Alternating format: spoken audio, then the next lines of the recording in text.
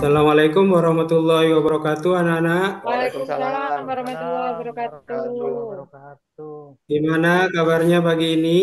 Baik, Baik, Pak. Pak. Bapak Baik. gimana? Alhamdulillah. Untuk hari ini kita akan membahas tentang berpikir komputasional. Apa kalian pernah mendengar itu? Belum, Pak? Belum, Pak. Apakah kalian pernah mengerjakan sesuatu yang sesuai urutan? Hmm. Seumpamanya gini, kalian bersekolah, itu dimulai dari apa dulu yang TK, disiapkan? TK dulu, Pak. PAUD, Pak. PAUD, PAUD. PAUD, Pak. Maksudnya kalau kalian mau berangkat sekolah, itu yang disiapkan apa dulu anak-anak? Oh, baju, baju, Seragam, Pak. seragam, Seragam seragam. sekolah. Kalau Buku. saya makan, Iya. Pak, harus makan, Pak. Makan dulu, Pak, saya, Pak. Nggak mandi, nggak mandi. Oh, mandi belakangan, Pak. Yang penting makan dulu saya, Pak. Oh iya. Saya sholat dulu, Pak. Oh, sholat bagus itu, Pak. Ustadz, Pak. Buka mata dulu pas bangun tidur. Ya, sebenarnya itu terserah mana yang enak. Kalau kalian mau mengurutkan sesuatu itu sesuai dengan hal yang benar menurut kalian. Tapi sesungguhnya itu ada sesuatu yang paling benar. Nanti kita akan belajar tentang itu anak-anak. Sampai di sini paham sebenarnya ya. Agak. Dikit, Pak. Nah, sekarang kita akan ke konsepnya saja. Apa yang dimaksud berpikir komputasional itu? Yaitu adalah konsep bagaimana menentukan masalah yang ada di sekitar kita. Banyak sesuatu yang ada di sekitar kita. Semuanya seperti apa, Bang Bang?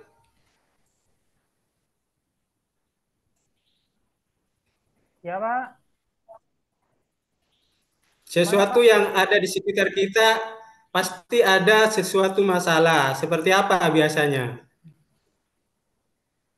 Saya itu sering mendengar orang tua saya bertengkar, Pak. Kan itu masalah juga, Pak. Ya, masalah itu pasti ada yang menyebabkan masalah itu. Seperti tidak mungkin ada api kalau tidak mungkin ada asap kalau tidak ada Tapi api. Apa ya, Pak? Apa itu? Oh iya, Pak. Jadi Kan awalnya untuk memahaminya, kita untuk menemukan masalah itu harus ada solusinya. Paham ya? Paham, Pak. paham, Pak. Dan berpikir komputasional itu mempunyai 4 teknik kunci.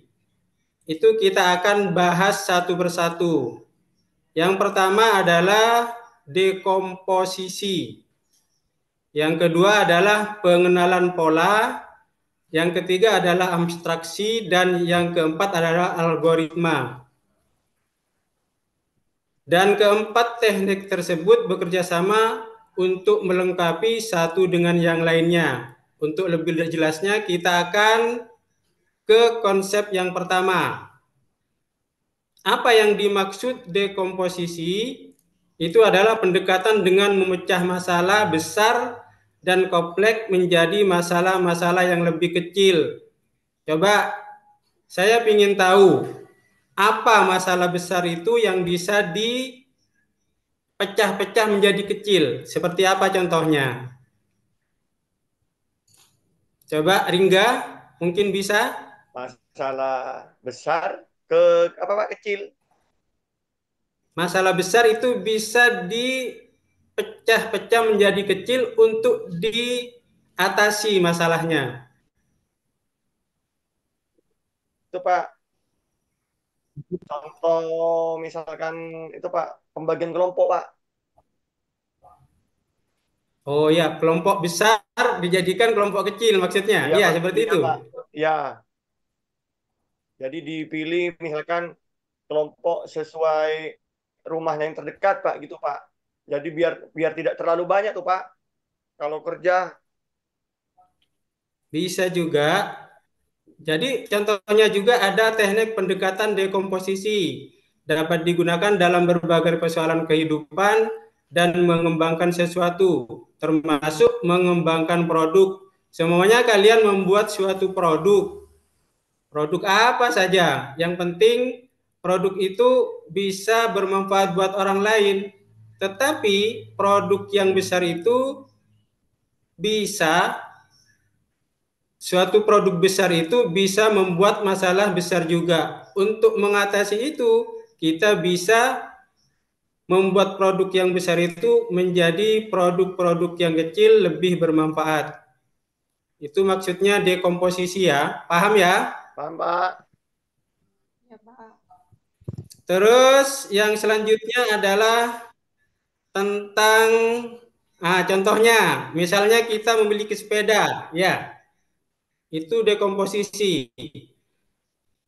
Ketika kita mengendarai sepeda, itu biasanya sepeda itu pas berjalan, itu bunyi tok tak tok tak tok tak. Itu kan masalah ya. Iya, Pak. Dan penyebab bunyi tik tak itu dari apa? Apa rantainya gitu. Itu masalah yang tentang bunyi sepeda yang rantainya tidak pas ya. Apa kalian pernah merasakan seperti itu?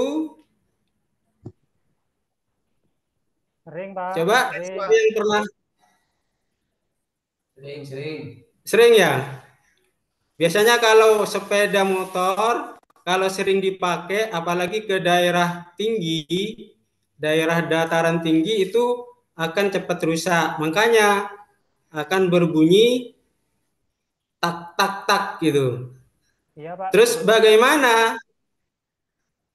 Ya, seperti apa? Seperti bapak saya, Pak, yang ngajar di gunung itu, Pak. Di Alas Bayur, Pak. Jauh, Pak. Pulang sekolah itu sepedanya sering rusak, Pak. Itu kan masalah ya. Masalah dari sepeda yang cepat rusak karena jalannya menanjak. Ya, menanjak, Pak. Dan untuk memecah masalah tersebut, kita dapat memahami permasalahan itu lebih jelas dan dapat menyelesaikan masalah satu persatu. Kita lihat dulu, apa penyebabnya? Apa karena rantainya itu kendur atau kurang pas? Jadi itu diperbaiki dulu. Jadi itu maksudnya contoh dari dekomposisi. Paham ya? Paham, Pak. Paham, Pak. Terus kita lanjut ke contoh yang pengenalan pola. Pengenalan pola ini merupakan teknik mencoba untuk melihat kesamaan pola-pola. Seperti kita akan melihat bundarnya bola. Bola ada yang kecil dan ada yang besar ya. Jadi untuk mengenal bola itu, kita akan melihat besar kecilnya bola. Makanya itu disebut sesuatu pengenalan pola. Lihat di gambar ini, ada bola yang besar, ada ya bola yang kecil. Perbedaannya itu yang dimaksud pengenalan pola. Terus yang kedua, pengenalan pola itu yaitu pola tidak dibatasi dalam bentuk visual saja. Pola dapat muncul dalam berbagai wujud. Seperti kita lihat di gambar itu ada orang apa itu? Membajak sawah, Pak. Membajak sawah, Pak. Membajak sawah. Orang main-main itu, Pak. Membajak sawah. Ya, itu biasanya di pegunungan ya, atau di pinggir jalan raya, atau di alam. Kita dapat melihat berbagai hal jika diperhatikan dalam skala besar akan membentuk pola sendiri. Seperti polanya orang membajak sawah itu melihat dengan adanya cuaca atau tergantung cuaca atau iklim. Kalau seperti gambar di situ, itu termasuk di iklim atau cuaca yang bagaimana, anak-anak? Cerah, Pak. Nah, Cuacanya cerah, Pak. Cerah ya? Kalau Ya. cerah berarti Bapak Tani bisa membajak sawahnya tanpa takut dengan adanya petir atau hujan. Itu termasuk pengenalan pola di dalam berpikir komputasional. Terus yang selanjutnya yang abstraksi. Apa abstraksi? Adalah teknik untuk menemukan informasi yang penting dan informasi yang tidak relevan dengan berfokus pada informasi yang penting dan berguna serta mengabaikan detail-detail yang berguna. Seperti apa contohnya? Kita lihat contohnya, kita ingin membangun model matematika untuk menggambarkan perilaku bola. Apa yang dimaksud model matematika pantulan bola? Coba siapa yang bisa menggambarkan? Andon mungkin?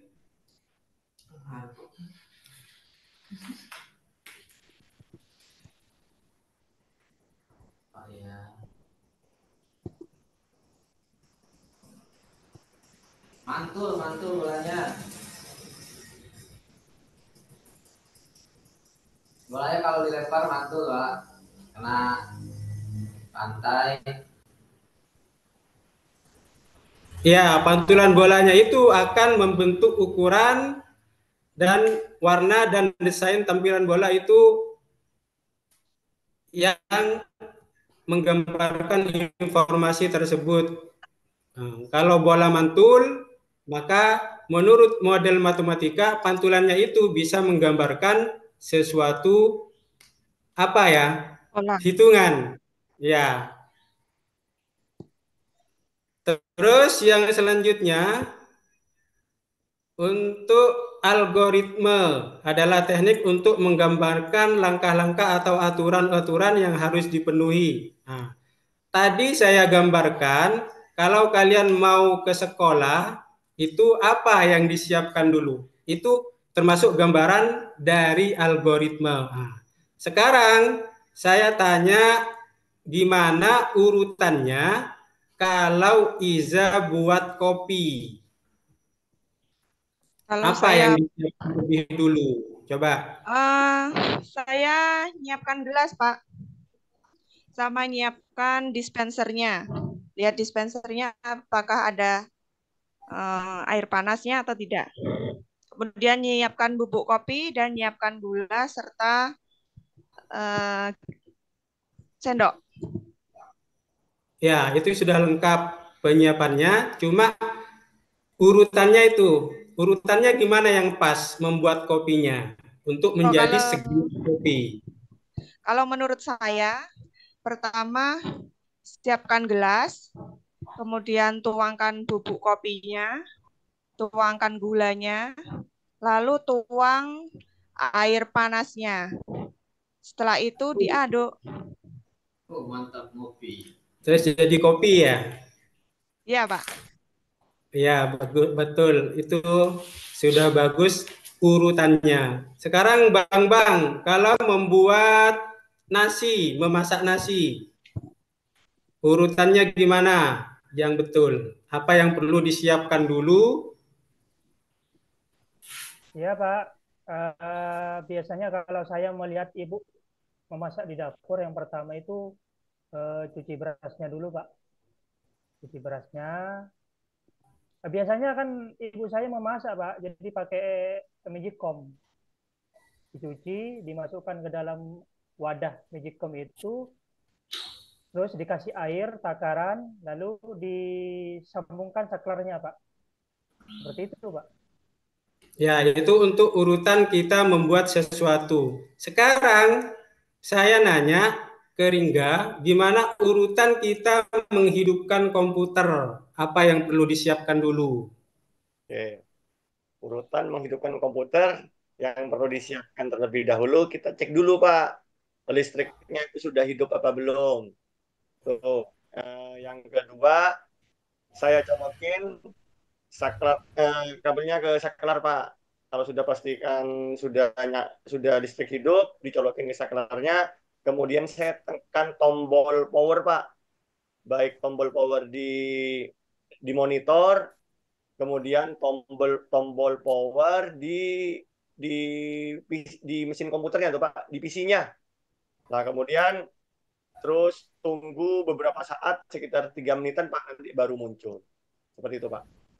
Ya, itu sudah sesuai urutannya. Sekarang ke Apri, gimana cara untuk urutan mematikan komputer itu secara algoritme? Ya, siapa yang bisa menjawab? Ya, di shutdown, Pak. Klik start. Terus turn off, shutdown. Sudah ada. Terus ditunggu sampai komputernya mati ya. Mati, ya. Ya, itu semua urutan-urutan itu termasuk algoritme dalam berpikir komputasional. Jadi selain algoritme untuk mengurutkan sesuatu berdasar prosedur,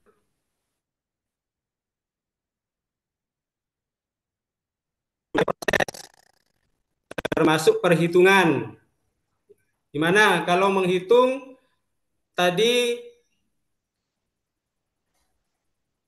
di Excel untuk menghitung laba atau rugi? Gimana caranya? Itu bisa diurutkan. Yang pertama, untung dikurangi rugi ya.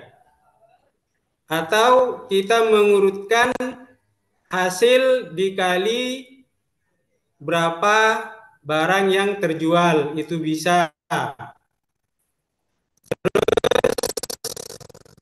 Termasuk algoritma juga, ketika ingin komputer melakukan sesuatu, kita harus memberikan input apa saja yang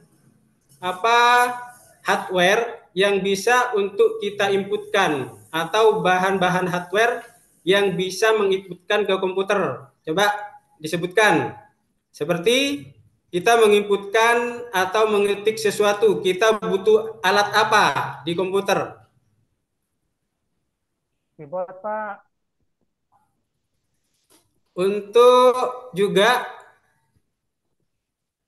untuk memindai gambar, ya, mouse bisa juga. Untuk memindai gambar, kita butuh apa? Scanner. Ya, scanner. Itu termasuk input. Nah, kalau ada yang seneng main game, kita butuh sesuatu apa yang bisa menginputkan ke game. Apa biasanya? Stick ya? Ya. Printer. Ya. Jadi sesuatu yang mengurutkan sesuai dengan prosedur itu termasuk kategori berpikir komputasional di dalam algoritme. Coba sekarang disimpulkan saja apa berpikir komputasional itu. Siapa yang bisa? Saya Pak. Ya, Ringga, silakan. Jadi berpikir komputasional yaitu kita melakukan sesuatu secara berurutan, Pak. Secara berurutan, langkah-langkahnya itu harus berurutan, Pak. Seperti itu, Pak. Ya, pintar. Ada lagi? Andon mungkin bisa menambahkan?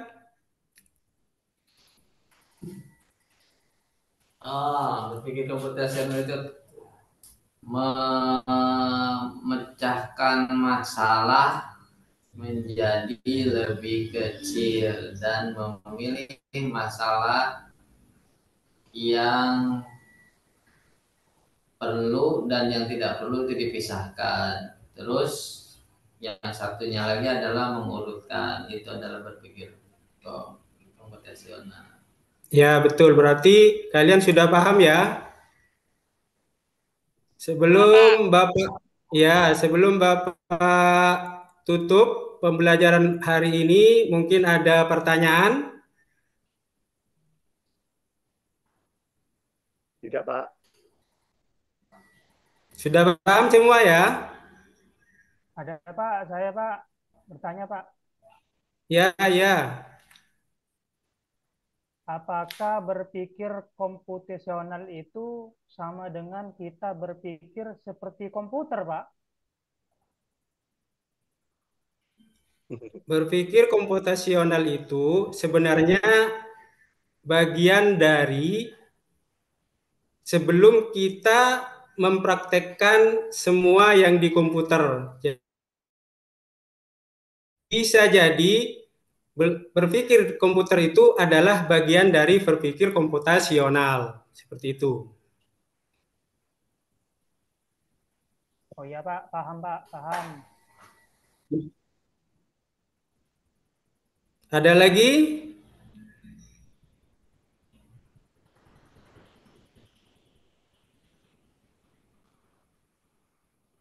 Oh ya, untuk minggu depan kita akan belajar tentang membuat game block ya. Untuk hari ini, kalau sudah paham, Bapak akhiri dulu. Assalamualaikum warahmatullahi wabarakatuh.